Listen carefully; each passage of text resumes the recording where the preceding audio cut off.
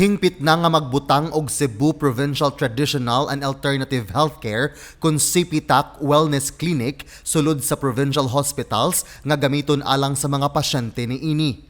Ang lalawigan sa Sugbo maoy unang probinsya nga nakigpartner sa PITAHC alang sa usa ka tradisyonal nga sistema sa pag-atiman sa panglawas gamit ang tradisyonal nga mga pamaagi diin adunay siyentipikong basihan ug napamatud-an nga epektibo ug barato. Nagpinirmahay sa Memorandum of Agreement tali sa lalawigan sa Sugbo ug sa Philippine Institute of Traditional and Alternative Healthcare kon PITAHC aron ma-institutionalize ang usa ka sistema sa paggamit sa medicinal plant, herbs ug uban pa.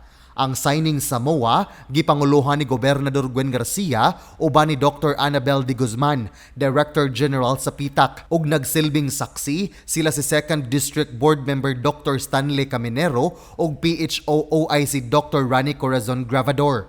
Ang PITAHC gimugna pinaagi sa Republic Act No. 8423 ni kanhi Senador Juan Flavier, nailhan usab nga Traditional and Alternative Medicine Act of 1997 aron mapadali ang pagpalambo sa tradisyonal ug alternatibong pag-atiman sa panglawas sa Pilipinas. This #1 province in the entire country today is also the first province to enter into a partnership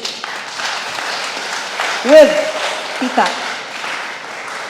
And I am confident that this will be a most fruitful and productive partnership, especially for the Cebuanos. Gidayeg ni Dr. De Guzman si Garcia tungod sa iyang liderato sa tinguha nga makigpartner sa PITAHC. Subay ni ini, gi-turn over sa PITAHC ngadto sa Kapitulyo ang massage table, acupuncture needles, libro ug herbal access program health kits ug uban pa. We have BHWs here. We will offer you training on acupressure, tuina massage, paggamit ng halamang gamot, and also orientation on herbal meds preparation.